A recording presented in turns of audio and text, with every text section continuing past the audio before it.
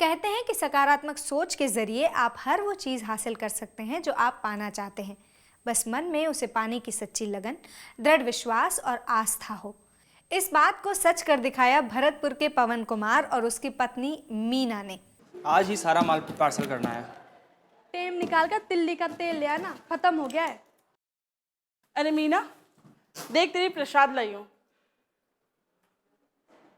मालिश हो रही है तो दिन भर इसी में रहा कर, कभी मालिश कभी कसरत।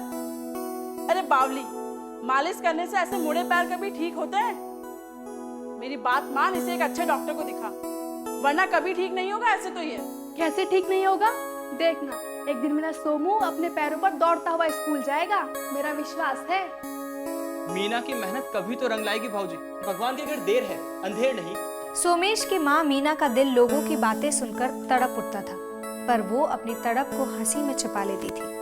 लेकिन कभी कभी अकेले में वो अपने आंसुओं के सैलाब को रोक नहीं पाती और सोम को सीने से लगाकर सिसक सिसक कर रो पड़ती है। मीना और पवन ने सोमेश के बाद दूसरे बच्चे के बारे में कभी सोचा तक नहीं। अब उनके जीवन का मकसद सिर्फ एक ही था, सोमेश को अपने पैरों पर चलते देखना।